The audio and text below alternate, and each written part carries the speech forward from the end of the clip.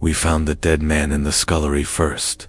He lay on his back between a coal bucket and a zinc sink full of brown water, boots splayed, one arm trapped under his own weight. His face had that slack, stupid look the dead get when they were surprised.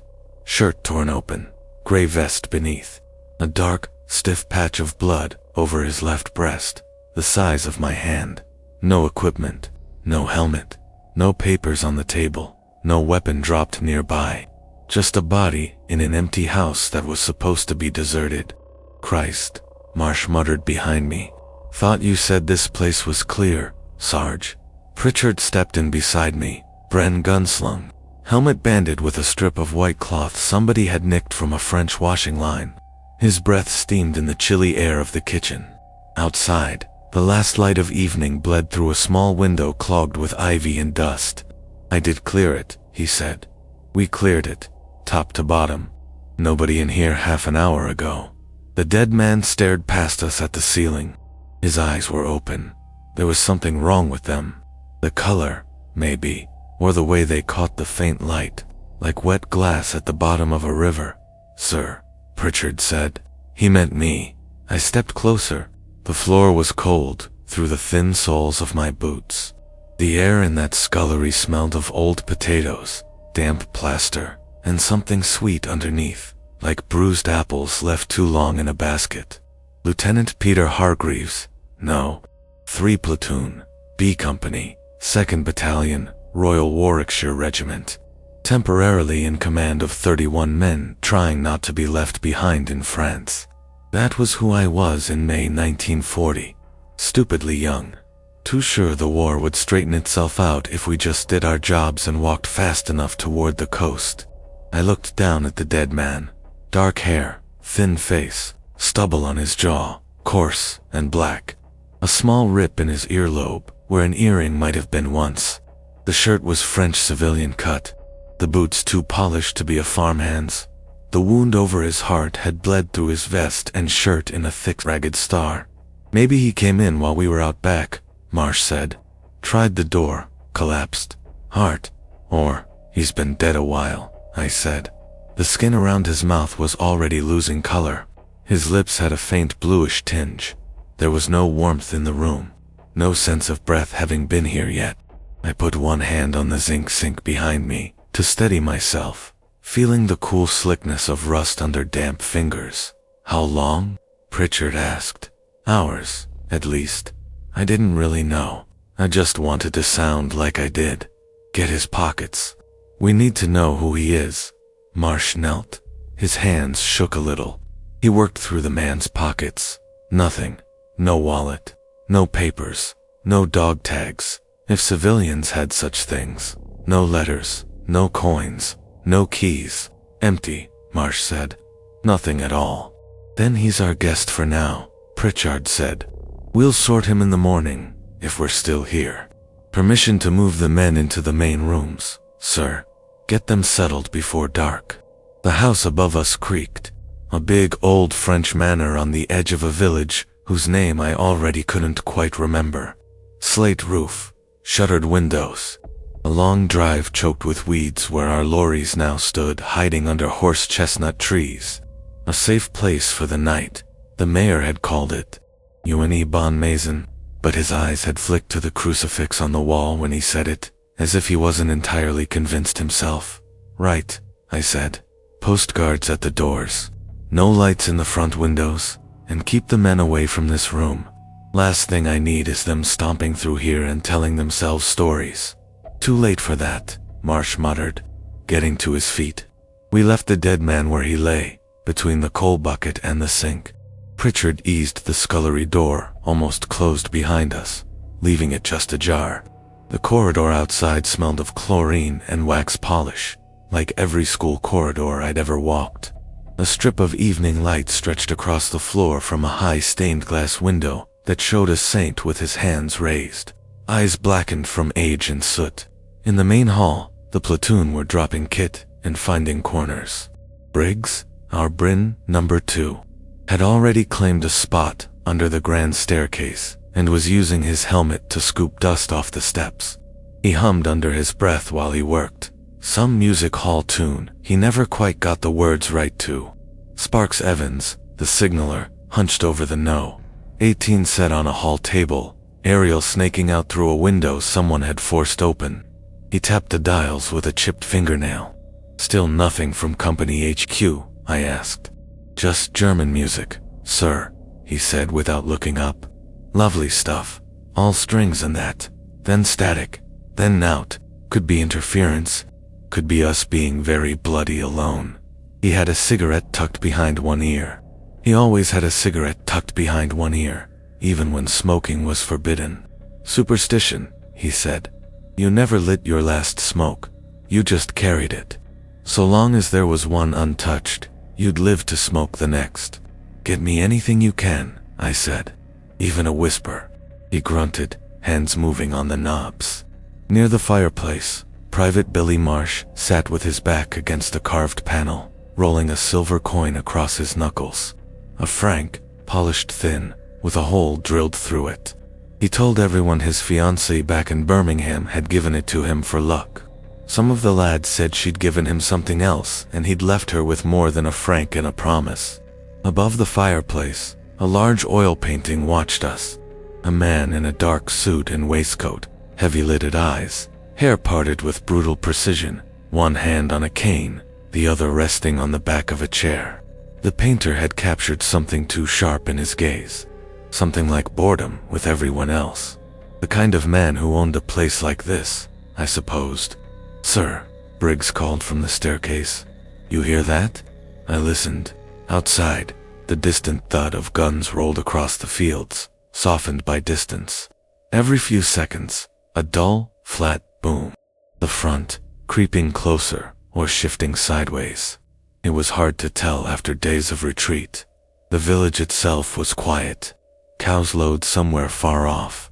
A dog barked and then gave up. Inside, the house held its breath. Then, softly, a new sound floated down the corridor behind us. The squeak of a door hinge. Very slowly. Just once. Pritchard's eyes met mine. We both turned toward the sound.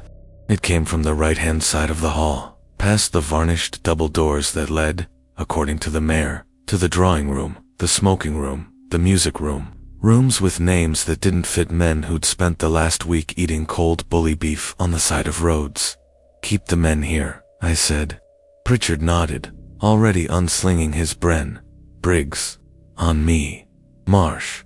Leave the coin. Bring the rifle. The corridor beyond the hall was long, lined with portraits and little tables carrying vases of dead flowers. The floorboards creaked under our boots. Each step made a hollow knocking sound that felt too loud. Halfway along, a door on the left stood open a few inches. A sliver of a room showed beyond. Wallpaper, a strip of carpet, the edge of a chair. That one was shut, Briggs whispered. I swear, when we came through before, I pushed it with the barrel of my revolver. The door swung open. The room beyond was a small parlor, a fireplace with cracked tiles, 2 armchairs, a clock on the mantelpiece, hands stopped at 6:12, a rug with a pattern of flowers worn almost 2 threads. Thin curtains that had once been red, now faded to a sickly pink. On the floor between the 2 armchairs lay a man. On his back, boots splayed, left arm trapped beneath him, shirt torn open, gray vest underneath, dark, stiff patch of blood over his left breast. His face was the same slack mouth, the same stubble, the same small tear in the earlobe. His eyes stared up at the ceiling, that river glass look, reflecting a patch of cracked white plaster above. Jesus Christ, Briggs said. His voice came out too loud. He swallowed and tried again, quieter. Jesus Christ, Sarge, it's him. It's the same bloke. It can't be, Marsh whispered. He pushed past me, breathing fast, and went down on one knee. He didn't touch the body, just leaned over, close enough that his breath would have warmed the dead man's cheek, if any warmth could have stayed. Marsh's rifle strap creaked where it lay across his shoulder. I saw him, Marsh said. In the scullery, I saw his face, the scar on his ear, the way his mouth hangs. It's him. It's a different body, I said, because I had to say something that made sense. Same clothes. Someone dressed them. Some kind of ugly joke. The wounds in the exact same place, Briggs said. Look. The blood had dried in the same ragged star. I stepped back. The air in this room was colder than the hallway. My breath made a faint cloud. The clock on the mantelpiece ticked once and then stopped. Or I imagined it. Sometimes you hear things because you're waiting for them. Go and check the scullery, I said. Briggs looked grateful for the excuse to leave the room. He hurried back down the corridor, boots thudding on the boards. For a moment, the house swallowed him. The walls seemed to close in a little. Marsh stared at the dead man's eyes. Stop looking at him, I said. Private. Get up. I know this face, Marsh said. I know I do. Not from the scullery, from before. I've seen him somewhere. Marsh. He tore his gaze away, blinking hard, and stood, wiping his palms on his trousers. Boots again. Briggs returning to fast, breath loud. Sir, he said, half out of breath. He's gone. What? The one in the scullery? He's not there. Floor's wet, like something heavy's been dragged. But there's no body. The dead man in the parlor stared at the ceiling. His eyes had not moved. His clothes had not changed. The blood over his heart had the same shape as the memory in my head. Maybe the others moved him, Marsh said weakly. No, Briggs said. They're still in the hall, I asked. No one's been past the kitchen door. The floorboard under my foot creaked. In the hall, someone laughed too loudly, and the sound died quickly. Right? I said. We keep this to ourselves for now. We don't need the lad spinning ghost stories on top of everything else. A faint sound drifted down the corridor again. A hinge, squeaking. Not behind us now. Ahead. Another door. Another room. We all turned toward it together. The mayor had warned us on the way up the lane. He'd stood in the rain beside the road, cloth cap crushed in his hands, eyes moving between us and the gray bulk of the manor. His daughter had stood behind him, a little girl with plaits and a red scarf, staring at our rifles, at the lorries, at the men piled in the back like tired animals. Pa, Lahat, he'd said, touching his cap, and then making the sign of the cross almost in the same motion. Pa, la grande maison, c'est ancien, old, he meant, but the way he said it made it sound like more than that, like a wound that never healed. This place, Pritchard had asked. Somebody live there. Avant. The mayor had spat into the mud. Avant, la première guerre. Avant tout. Before the first war. Before everything. La mater, il est parti. Les autres, Ozzy, maintenant, Kagard, les morts. It keeps the dead, the little girl had said softly in English. Her voice was clear, thin as the rain. Good, Briggs had said, trying to be funny. Saves us the trouble of digging a cemetery. The mayor had not smiled. Now, in the corridor with the portraits watching us, another door stood just ajar. A study, this time. Shelves of books, their leather spines cracked and curling. A writing desk with no chair. A map of the region pinned to the wall with colored pins stuck in at road junctions and bridges. A decanter on a sideboard, half full of something amber that had gone cloudy. On the rug in front of the empty fireplace lay a man, boots splayed left arm beneath him, shirt torn open, gray vest, dark, stiff blood over his heart. What's the time, sir? Marsh whispered. I glanced at my wristwatch. The luminous hands glowed faintly green. 6:14. The clock on the mantelpiece in this room had stopped at the same time as the one in the parlor. 6:12. Perhaps all the clocks in the house had stopped the day the last owner left. Perhaps they were all broken. Or perhaps they had all decided there was a moment after which nothing needed measuring.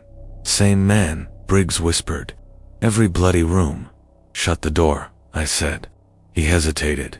Shut the door, Lance Corporal. Now, he did. The click of wood on wood sounded far too final. By the time we got back to the hall, the men could sense something was wrong.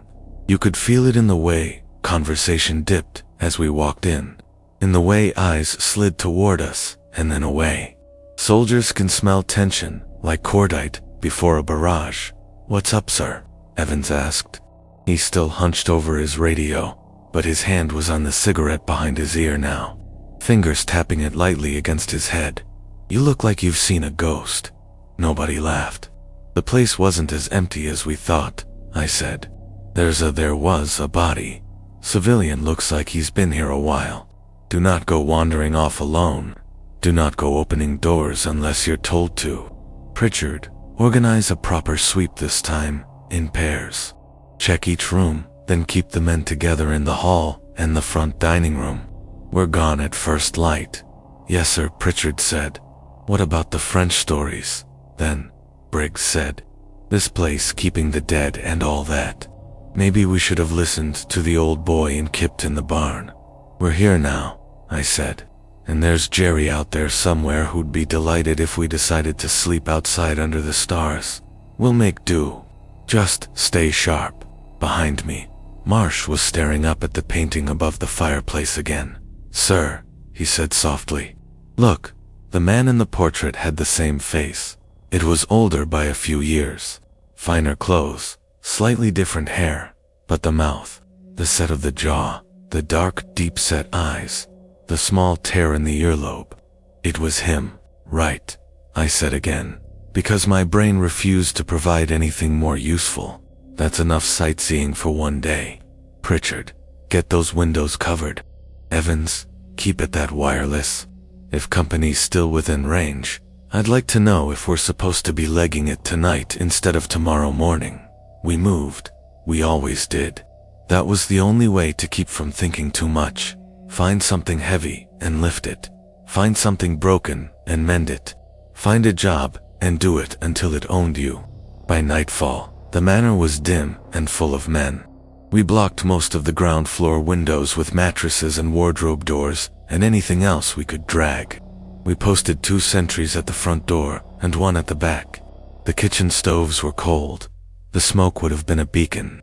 We ate cold rations in the dark, backs against carved paneling and velvet wallpaper that smelled faintly of mold.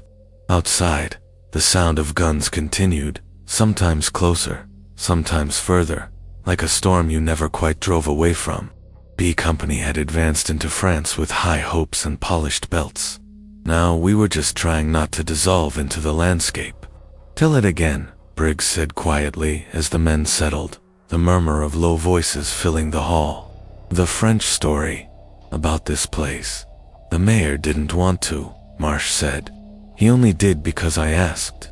He had that franc coin in his hand again, turning it over and over, the metal flashing briefly in the little light that leaked in around the edges of the boarded windows. "Well," Briggs said, "we're all ears, Billy boy. Might as well have a proper ghost story if we're going to sleep in a haunted house." "We're not sleeping," Evans muttered to his radio. "We're dozing with rifles," he said. Marsh began, then stopped.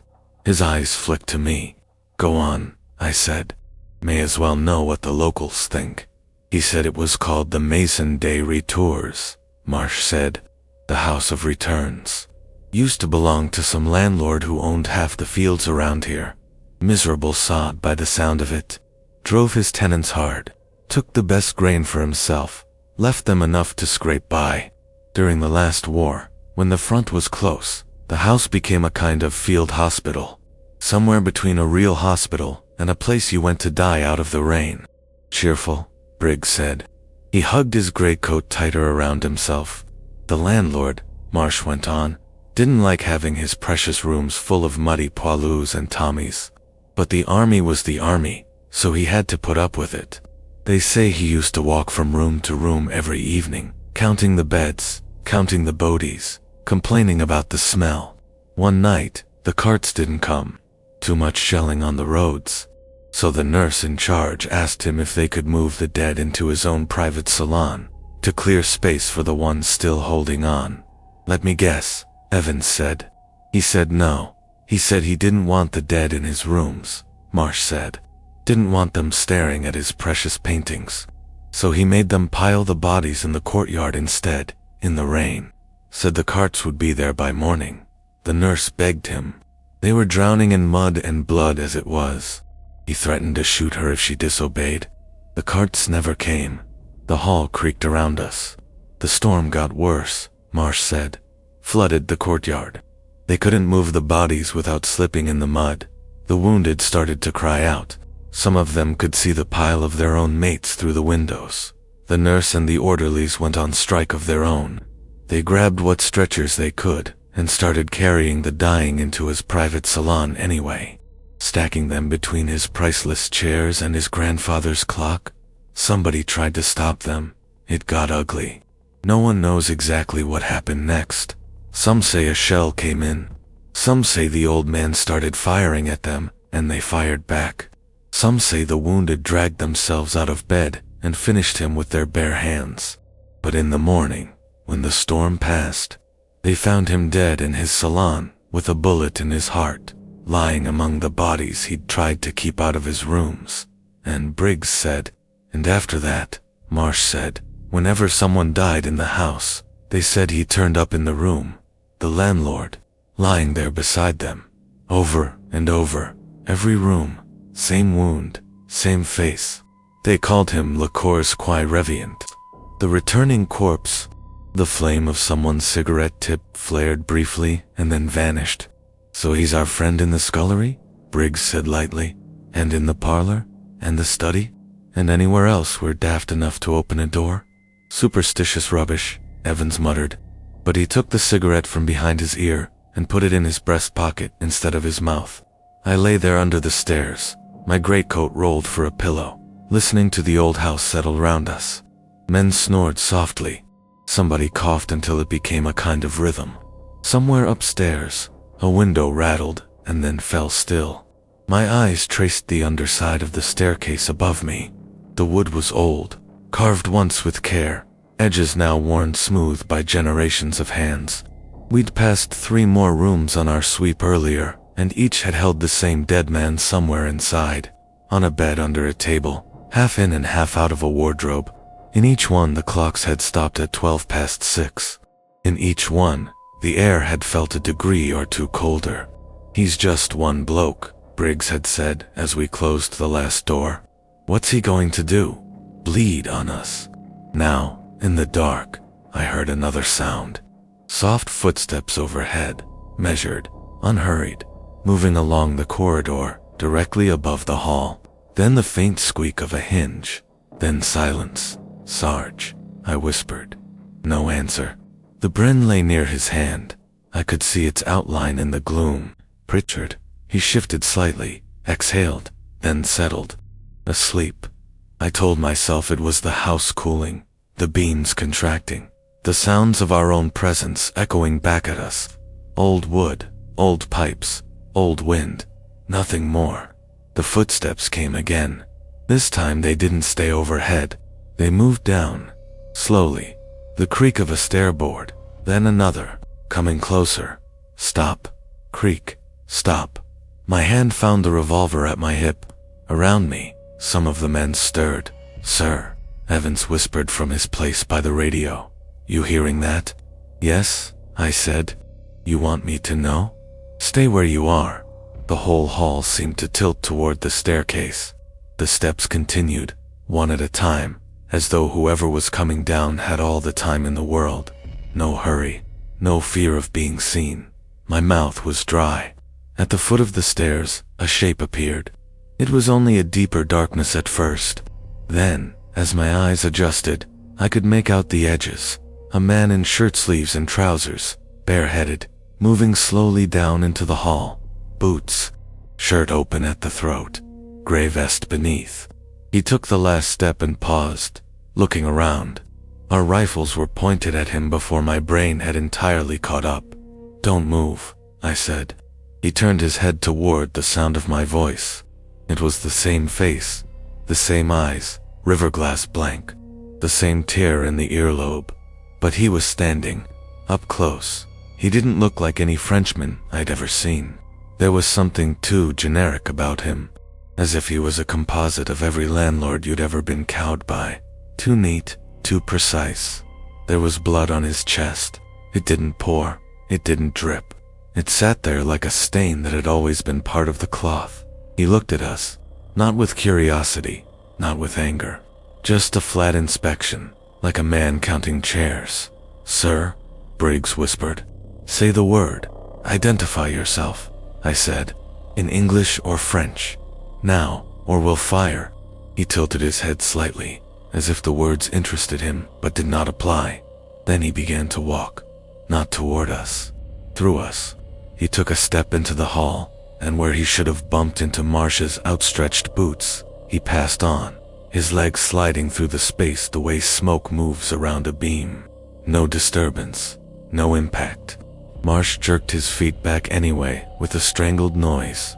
The man walked across the hall, between us and the fireplace, his gaze lifting briefly to his own portrait. He didn't react. He passed through the wall beside the painting and was gone. It was not theatrical. It was not accompanied by flashes of light or screams or any of the things you tell yourself ghosts would do if they truly existed. He was simply there, and then he wasn't. The only evidence that anything had happened at all was the echo of his boots on the boards and the thin line of cold that followed him like a snail's trail, making the hairs on our arms stand up. "I didn't see that," Evans said. His voice shook. "Nope, didn't. Must be tired. Must be the radio waves scrambling my brain." My heart hammered against my ribs. I realized my finger was tight on the revolver trigger. "Stand down," I said hoarsely. "No firing. Everyone stay where they are. Nobody goes upstairs. Nobody opens any more doors." "Pritchard, you awake now?" "Yes, sir," he said. His voice was very flat. "Hard to sleep through that. What do we do?" "We wait," I said. For what? I didn't know. The night stretched. Some of the men slept in fits, jerking awake from dreams they didn't talk about. Others stared at the boarded windows, listening for engines that might never come. Once, sometime after midnight, the wireless crackled briefly. Evans lunged for it. "B Company, this is 3 Platoon. Do you read?" he hissed. "Over. Over, you useless sods." For a second, I thought I heard a voice coming through the static. Not Evans's clipped Midlands vowels, but something older, a dragging sound. A word in French stripped down to a vowel. Retours. Then it was gone. "You get anything?" I asked. "Nothing," Evans lead. At some point, I dozed. I woke with a start to the sound of someone screaming. It was a short, choked cry, cut off as if a hand had clamped over the mouth. It came from above, from the floor of bedrooms and forgotten salons. I scrambled to my feet, knocking my head on the underside of the stairs, and found Pritchard already upright, Bren in his hands. "Stay down," I said. "It's one of ours," he hissed. "Then we go together." We took Briggs and Marsh, left Evans and 2 others to watch the hall, and moved up the staircase in a tight knot. The air on the first floor was colder. The corridor stretched away, lined with closed doors. At the far end, one stood open. Light flickered inside, faint and yellow. "Lamps are out," Pritchard muttered. "We didn't light anything, sir." We agreed. No lamps. The light was wrong, not electric, not the beam of a torch. It wavered like a candle flame in a draft, but steadier, thicker. It had a color I didn't like. Not warm, not cold. Something in between, like fat burning. "Who's there?" I called down the corridor. "Name yourself." No answer. We moved slowly, boots whispering on the carpet runner. Halfway there, Marsh stopped. "What?" I said. "Listen," he whispered. From the open doorway came a low sound. Not moaning, not words. Something like counting, under someone's breath. The soft rise and fall of numbers in French. Each syllable drawn out, savored, undue. Toi. I recognized the voice before I saw the face. It was the mayor. He knelt in the middle of the room, back to us, cap on his head, shoulders hunched. The light came from a cluster of candles arranged on the floor in a circle around him. They burned with that too-thick flame, hardly moving. On the floor, inside the circle lay a man on his back, boots, left arm under him, shirt open, grey vest, blood over his heart. The landlord, Le Corps qui revient. The mayor's hands moved as he counted, touching each of the candles with his fingertips. Cotter, 5, 6. His fingers left little streaks of something dark on the wax. Blood. Stop, I said. Get away from him. He turned his head slowly. His eyes were not quite right.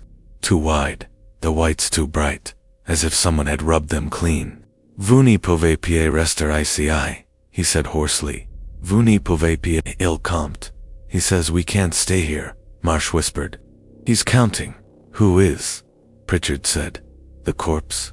The mayor shuddered. Pas Louis, he said. La Maison. Toujours. La Maison. Elle compte combien? Reviennent combien? Restent. Elle se souvient. De tous, les morts. Meme so queenie. Sant pas, encore morts. The house remembers.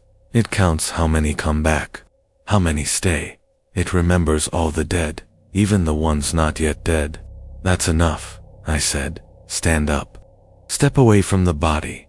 He shook his head violently. You don't understand, he rasped. If I stop, it starts again. It brings them back. Everyone who bled here. Over and over. The first war, the last war. Yours. His. All the same. He jabbed a finger at the corpse. He wouldn't share his rooms. You see, now he has to share every room. Every time a man dies in this house, he comes back to watch. To be counted. This is his punishment. And ours too, for letting them bring the war back here. Mayor, I said, voice rising. You're trespassing on British military property. Marsh flinched at the absurdity of it, even as I said it. The house groaned. Somewhere downstairs, a door slammed by itself. The candles flickered for the first time, their thick flames leaning. The corpse's chest creaked, not rising, not falling, just shifting, as if something inside had rolled over in its sleep. We're leaving, I said, at first light. We can't go stumbling around French lanes in the dark with panzers about. Get up. Go back to the village. Take your daughter and get as far from here as you can. The mayor's gaze sharpened at the word daughter. She came here once, he said quietly, when they brought the bodies from the road. She looked at this one. She said he had your eyes.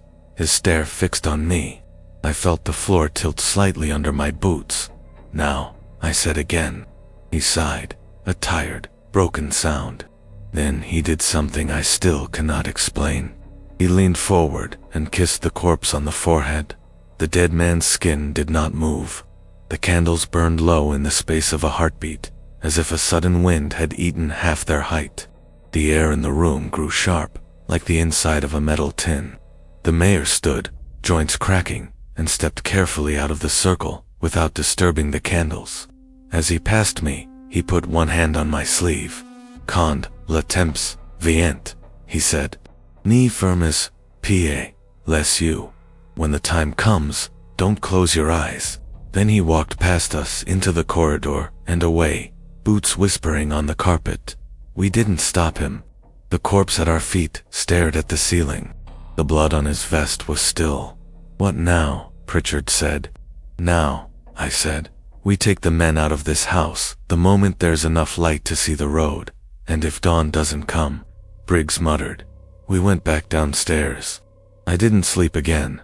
Dawn did come. Gray and small, leaking around the edges of the boards we'd nailed over the windows. Rain tapped faintly against the glass. The sound of guns was closer now, sharper. We roused the men, rolled blankets, slung kit. Nobody spoke much. Eyes were bloodshot. The house smelled of sweat and stale tobacco and fear. Evans got a burst of clarity on the wireless at last. All units, repeat, all units, fall back to Dunkirk. Use any available route. Enemy armor reported on main roads. Avoid contact where possible. It's real, he said, holding the headphones to his ears like someone clutching a lifeline. We're not forgotten after all. Good, I said. Tell them we're moving. If they don't answer, tell them anyway. We mustered in the hall. 31 men when we came in. 31 now, I counted twice. The house watched us. The portrait over the fireplace seemed to have darkened a shade, as if the paint had sucked in the smoke of our night. Doors open? I asked. Yes, sir, Pritchard said. Front and back. Road looks clear. Village is quiet. Then let's go, I said. No stragglers. Stay on the track. If you hear engines, get off the road and into cover. We are not dying in a lane for somebody else's timetable. We filed out. The cold morning air hit my face like a slap. The manor loomed behind us, its slate roof shining wet. The upper windows were black. For a moment, I thought I saw someone standing in one of them. A man in a shirt and waistcoat, hand on the glass. I didn't look twice. The village lay ahead, houses hunched under low clouds. Smoke curled from a few chimneys. A dog watched us from a doorway and did not bark. We reached the crossroads at the bottom of the lane. The mayor was there. He stood beside the stone cross, cap in his hands again, watching the sky. His daughter stood a few paces behind him, clutching a bundle of clothes to her chest. You go now, he said. Good, Bon. The road to the east is bad.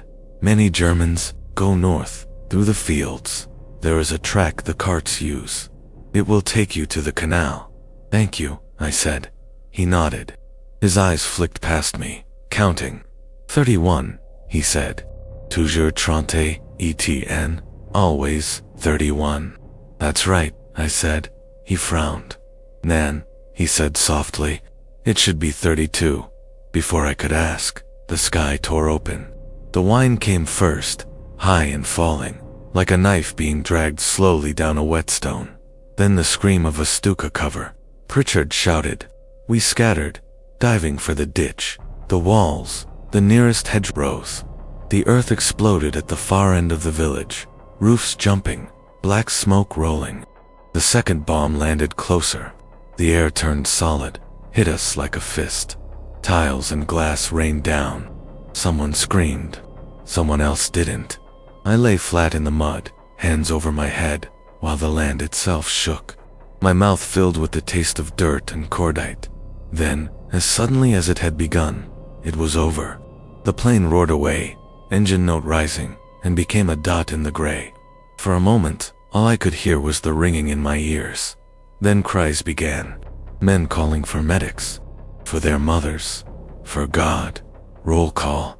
I yelled, throat raw. Pritchard, get me numbers. We pulled ourselves together. 2 men had shrapnel cuts. One had a broken arm where a chunk of masonry had landed. We patched them as best we could. One was missing. Briggs, I shouted.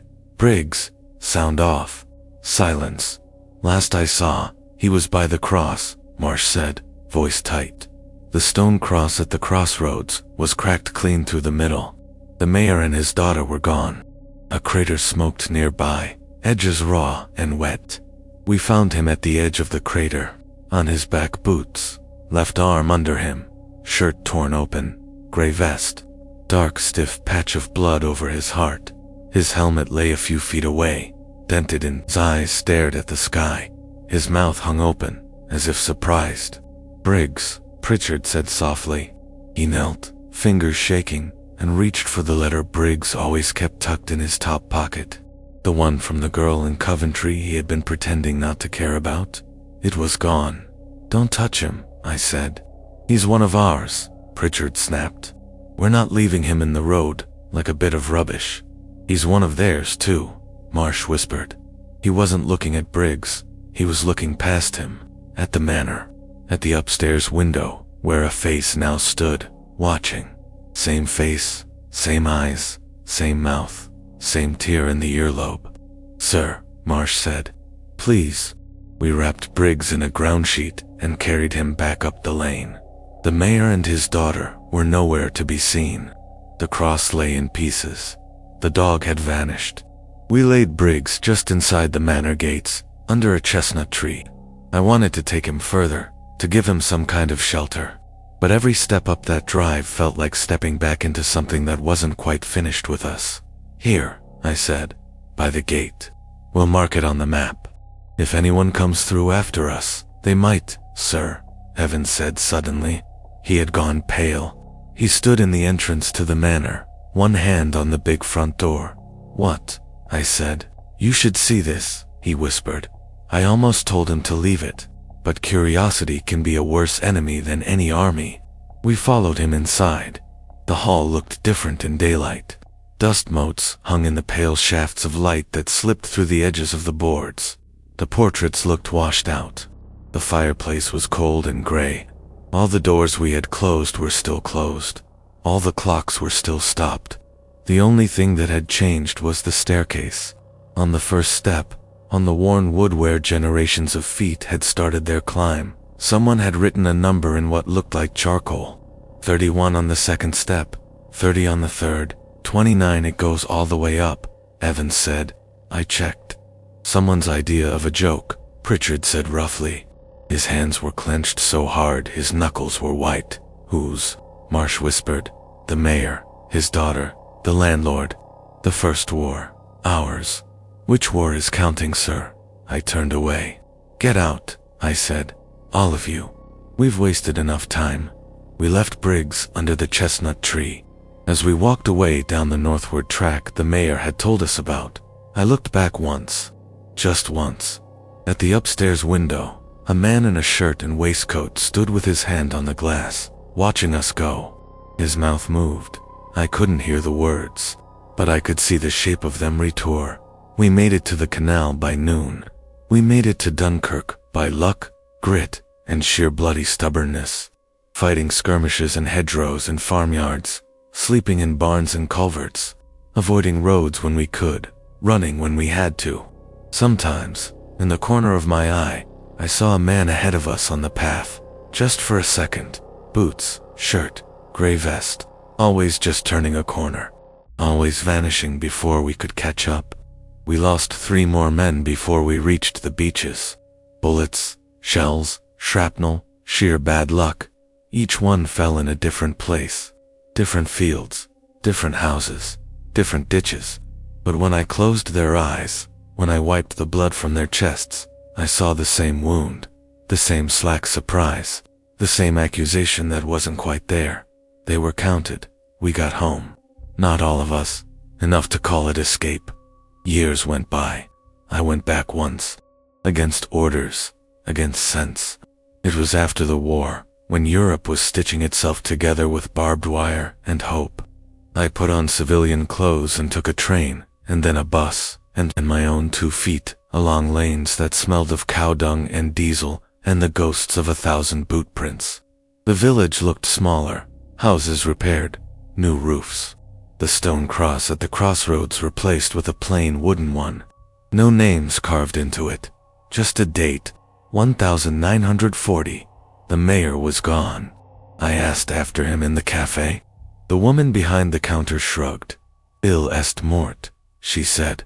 Longtemps, long ago. Dans la grande maison. Il montait les escaliers. Il est tombe. He died in the big house. Climbing the stairs, he fell. The manor still stood. Its roof was more broken, the windows more shattered.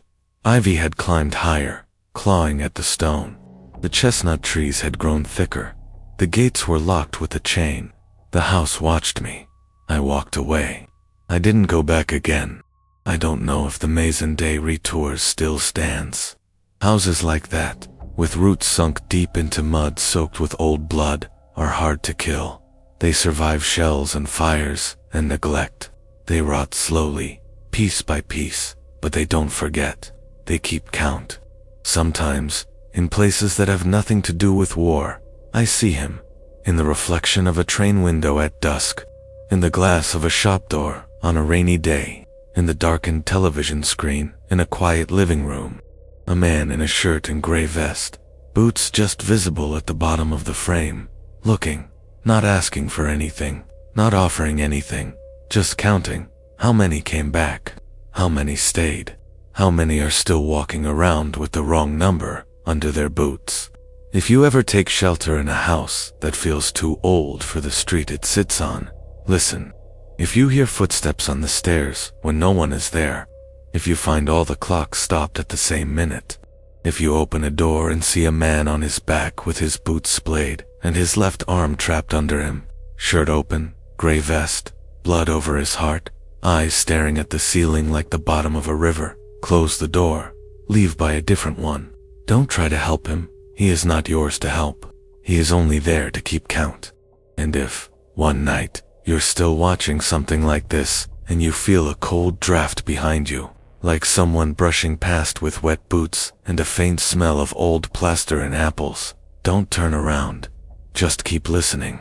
There are more stories like this. More houses that remember war better than the people who fought in it. More places where the dead are still being counted.